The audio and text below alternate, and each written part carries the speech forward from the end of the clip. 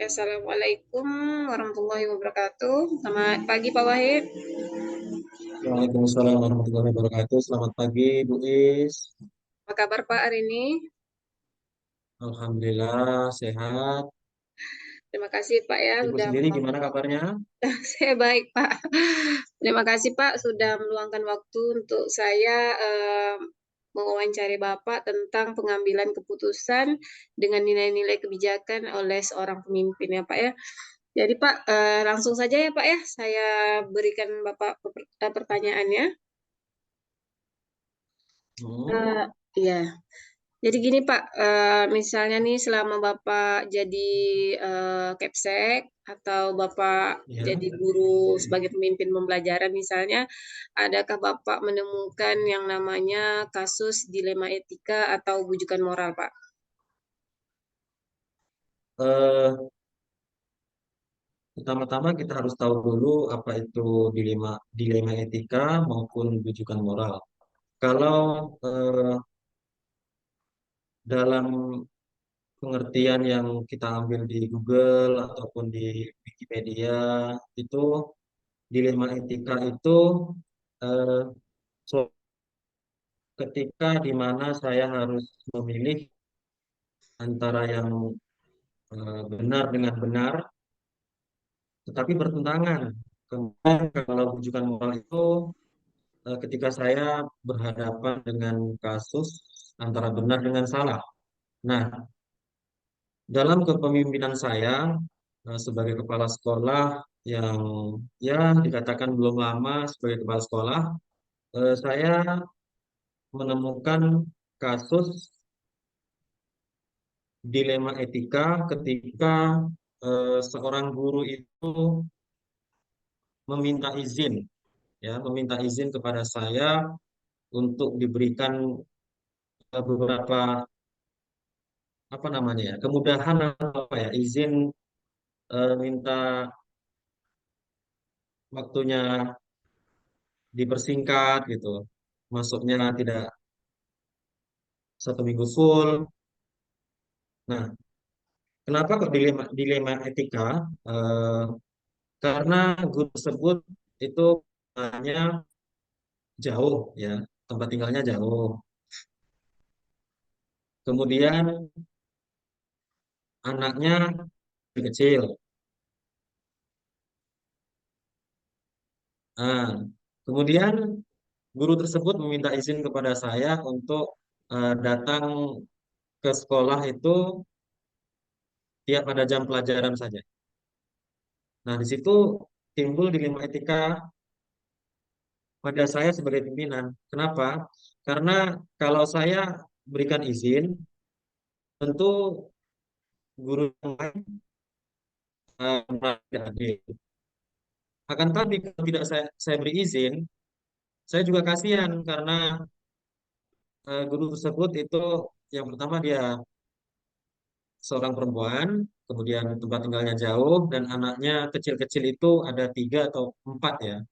Nah, itu merupakan eh, persoalan ataupun kasus dilema etika yang saya hadapi. Kalau ini Pak, misalnya yang kasus Bapak ceritakan tadi, ada enggak Pak yang berkaitan dengan bujukan moralnya? Menurut Bapak lah, kalau tadi kan Bapak mengatakan itu dilema, tapi rasanya ada enggak itu ke arah yang bujukan moralnya Pak? Nah, ini eh, sepertinya di antara dilema etika maupun bujukan moral. Kalau dilema etika itu keduanya sama-sama benar, cuma bertentangan. Kalau saya eh, izin benar, saya tidak benar. Tapi kalau ini, kalau saya izinkan sepertinya tidak benar, ya kan? Kalau tidak saya izinkan, nah seharusnya tidak saya izinkan. Kalau secara hukumnya itu ya memang tidak boleh gitu. Nah, Berarti itu kemungkinan lebih kasus saya ini lebih ke bujukan moral. ya berarti gini Pak, mungkin bujukan moral tapi ada dilema etikanya juga ya Pak ya. Jadi antara Hmm. dilema etika dan ada juga bujukan moral. Bagaimana Bapak kira-kira Pak mengidentifikasi bahwa tadi Bapak bilang itu dilema etika dan itu bujukan moral. Kira-kira identifikasi Bapak dari mana Pak? Nah, kasih apakah itu bukan moral ataupun dilema etika, memang harus kita apa ya? Kita lihat betul-betul keputusan-keputusan yang akan kita ambil ataupun masalah yang kita hadapi itu eh, ya sesuai dengan definisi apa itu bujukan moral, apa itu dilema etika. Kalau bujukan moral kan hanya sekedar benar dan lawan salah. Akan tapi keputusan itu berat gitu. Nah, kalau dilema etika itu memang benar dengan benar dan juga berat keputusannya mana yang akan dipilih gitu. Iya ya Pak.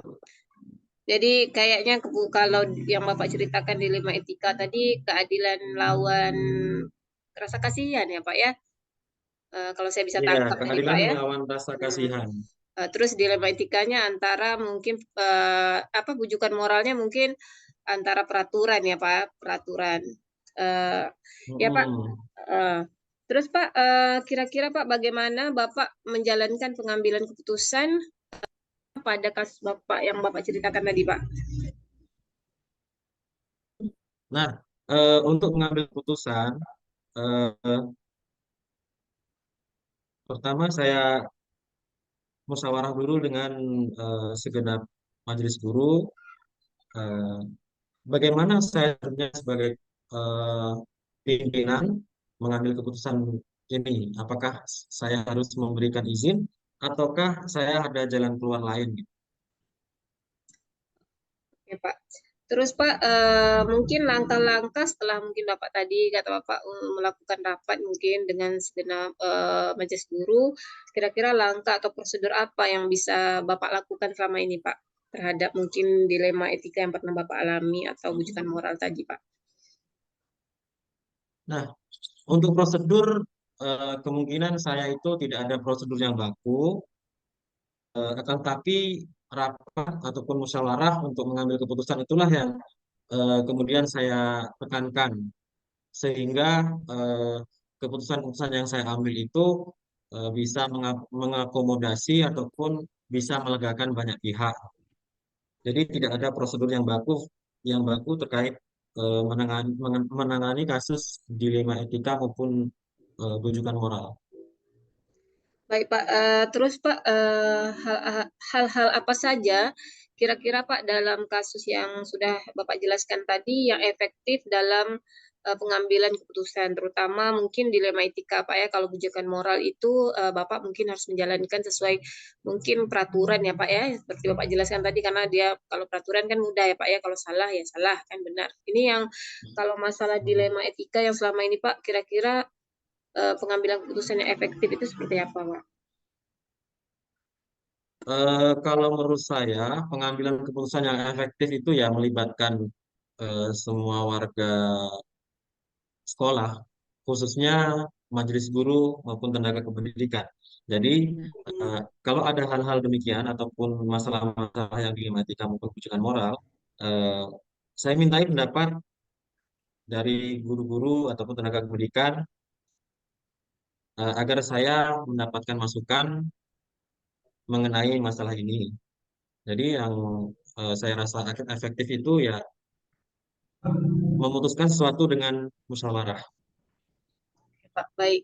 Berarti efektif yang sudah Bapak ambil, Bapak langkah yang Bapak ambil yaitu musyawarah ya Pak ya dengan seluruh mungkin majelis guru ya Pak. Terus Pak, yang selanjutnya apa saja sih Pak hal-hal yang membuat yang menjadi tantangan Bapak dalam mengambil keputusan masalah dilema etika tadi Pak? Eh, yang menjadi tantangan ya, yang menjadi tantangan terberat itu dalam pengambilan keputusan itu kalau ya seperti memakan buah si malakama gitulah kata orang-orang itu ya. Kalau saya ambil ini, saya harus berhadapan dengan ini. Kalau saya ambil keputusan yang ini, saya harus berhadapan dengan eh, pihak ini gitu. Nah, itulah yang menurut saya tantangannya. Jadi itulah saya harus jeli membuat keputusan, ya terutama sekali ya saya harus mendengarkan masukan dari banyak pihak. Intinya konsekuensinya Pak ya, yang jadi tantangannya Pak ya. Konsekuensinya nanti Ya, seperti apa gitu ya Pak. Eh, Baik Pak, selanjutnya Pak, apakah Bapak memiliki sebuah jadwal tertentu dalam menyelesaikan kasus dilema etika ini, atau Bapak langsung menyelesaikan di tempat, atau Bapak memiliki jadwal untuk menyelesaikannya Pak? Kira-kira seperti apa prosedurnya Pak? untuk tata waktu ataupun jadwal penyelesaian masalah mengenai dilema etika maupun rujukan moral, terus terang saya ini melihatnya sesuai dengan masalah. Apabila masalah itu membutuhkan waktu yang lama, ya saya harus ada jadwal menyelesaikan masalah tersebut. Akan tapi kalau hal tersebut harus menyelesaikan pada waktu itu, ya saya harus selesaikan pada waktu itu. Contohnya kemarin ada ini ya, permasalahan antara eh, siswa, siswa yang berkelahi antara perempuan dengan laki-laki terkait masalah ejek mengejek yang masuk ke bullying ya.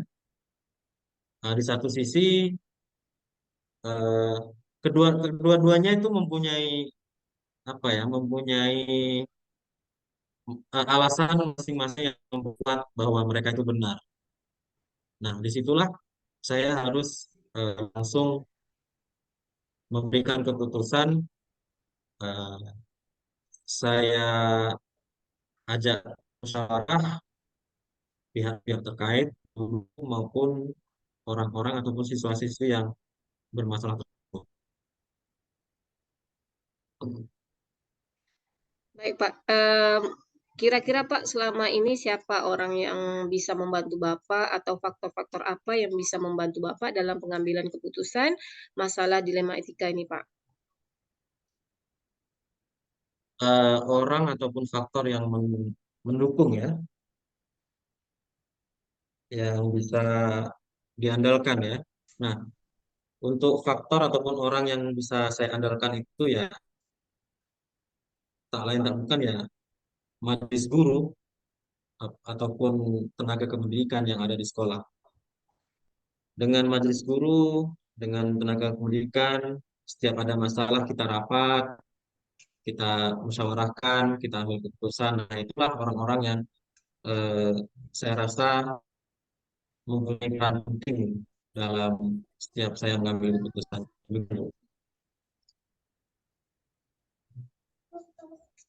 Baik Pak, dari semua yang sudah Bapak ceritakan tadi, yang Bapak sampaikan, pembelajaran apa yang dapat Bapak petik dari pengalaman Bapak saat mengambil atau yang sudah dalam mengambil keputusan dilema etika ini Pak? Adapun pelajaran yang bisa saya ambil ataupun kita ambil itu jangan lupakan musyawarah untuk mufakat dalam setiap pengambilan kebijakan. Karena dengan musyawarah kita akan pikiran kita akan lebih terbuka dan keputusan yang kita ambil pun insya Allah akan lebih bisa diterima banyak pihak. Demikian. Oke Pak, terima kasih Bapak sudah rasanya menjawab semua pertanyaan yang sudah saya berikan. Semoga kita ke depannya Pak mungkin Bapak menjadi pemimpin sebagai kepala sekolah, memimpin guru dan siswa. Kalau saya mungkin saat ini sebagai pemimpin pembelajaran, semoga kita dapat mengambil keputusan-keputusan yang bijaksana ya Pak ya. Kemudian mungkin Amin. menjadi ya mungkin menjadi orang yang nanti dalam mengambil keputusan itu sesuai dengan prosedur dan langkah yang sudah Bapak jelaskan tadi. Oke, mungkin sekian dulu Pak. Terima kasih waktunya Pak. Saya ucapkan terima Ya, kasih ya. dan Sama-sama. Ya, saya tutup ya Pak ya. Assalamualaikum Ya. warahmatullahi wabarakatuh. Waalaikumsalam warahmatullahi wabarakatuh.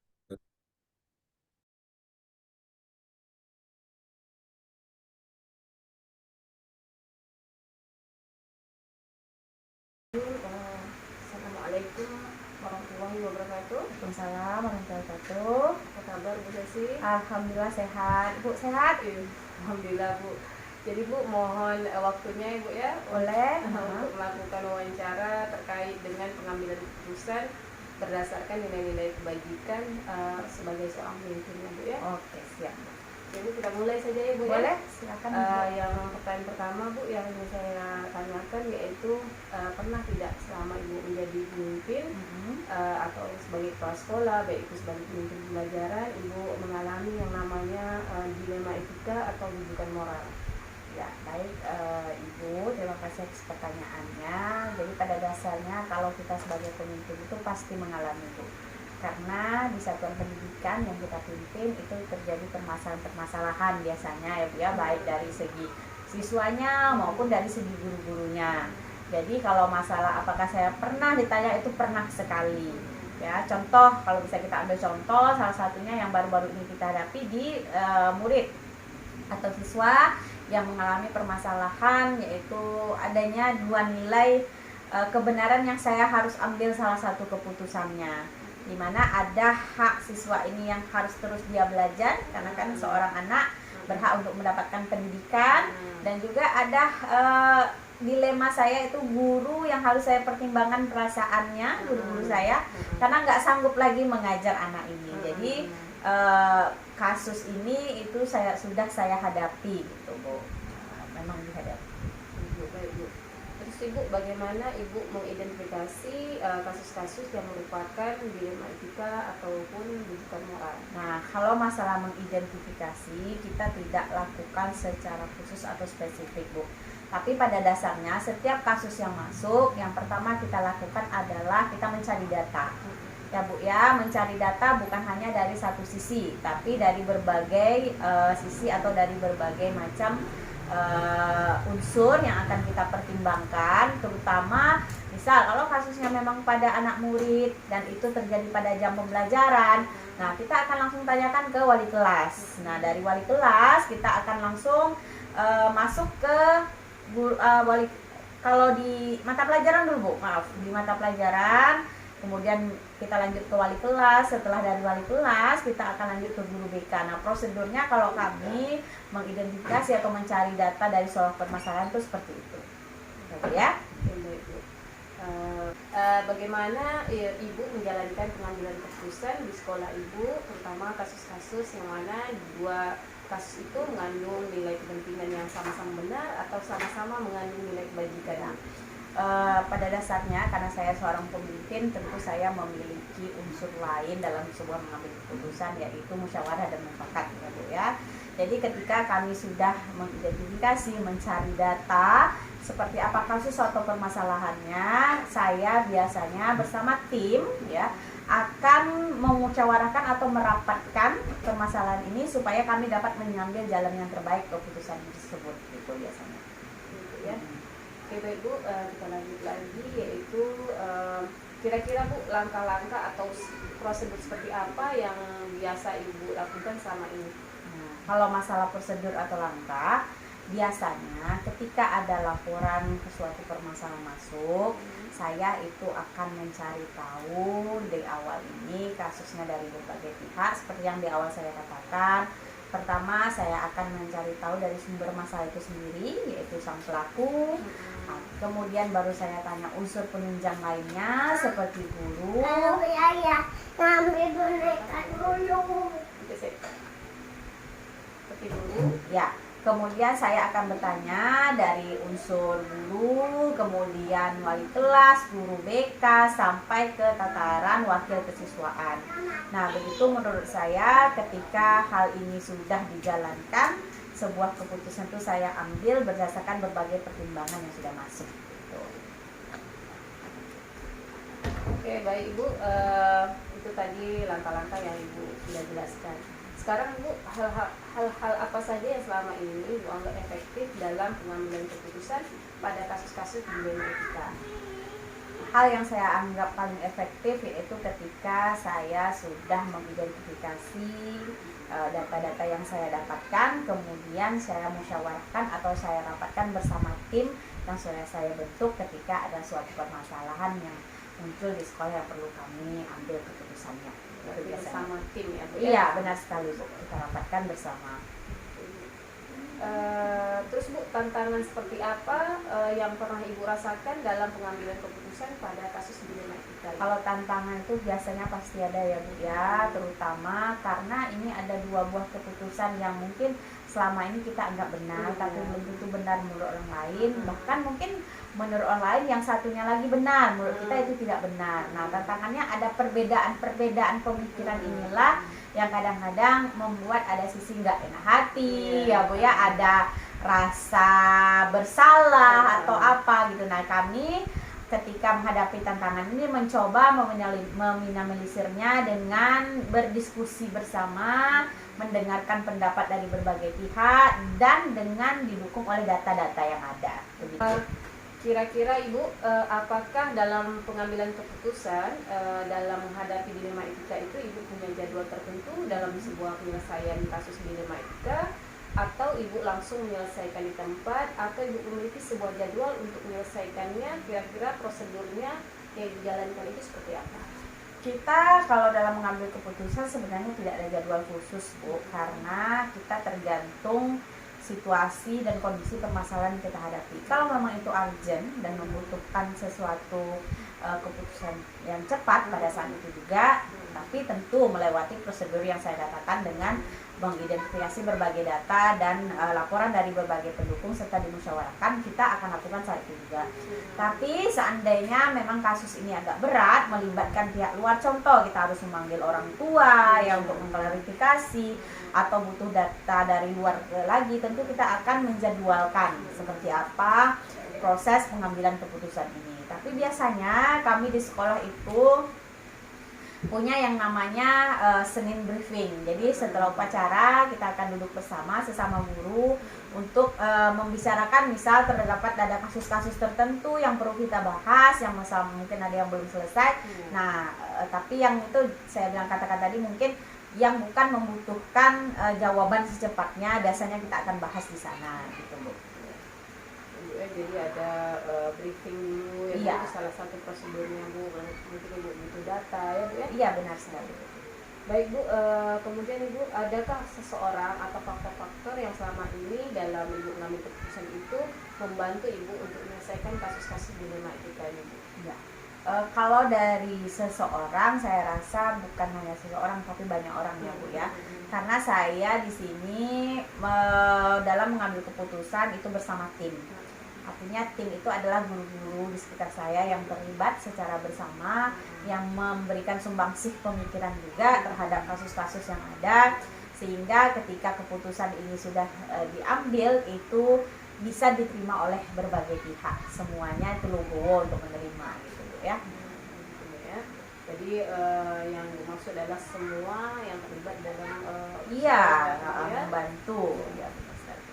Jadi tadi semua yang telah Ibu sampaikan, mungkin Bu, Ibu bisa berikan sedikit pembelajaran apa yang dapat Ibu petik dari pengalaman Ibu dalam mengambil keputusan, terutama di dilema etika ini Bu. Iya. Kalau pengalaman dalam mengambil keputusan itu tentu saja banyak pengalaman berharga yang saya dapatkan, terutama adalah bagaimana menilai sesuatu yang menurut kita itu benar, belum tentu benar menurut orang lain. Nah, kemudian ada unsur-unsur rasa kasihan, yang ketika rasa kasihan ini muncul mungkin bertentangan dengan nilai yang lain. Nah, bagaimana kita dapat meminimalisir hal itu, kita dapat mengambil keputusan dengan bijak, tentu saja dengan hasil musyawarah. Jadi ada koordinasi, ada nilai kolaborasi yang saya dapatkan ketika saya mengambil keputusan dalam keadaan adanya dilema etika, gitu ya tuh ya. Ya, Bu. Jadi ada hikmahnya semua juga. Iya, benar sekali Bu. Mungkin dua nilai kebajikan yang sama-sama yang penting ya Bu ya. Iya, benar tapi sekali. kita harus memilih salah satunya. Iya, betul. Atau kedua-duanya kita jalankan. Oke Bu, mungkin itu saja yang bisa saya tanyakan dengan Ibu. terima kasih atas waktunya, dan saya ucapkan assalamualaikum warahmatullahi wabarakatuh. Waalaikumsalam warahmatullahi wabarakatuh. Semoga sukses selalu ya Bu ya, lancar semua kegiatan. Amin Bu, terima kasih ya Bu. Ya, sama-sama.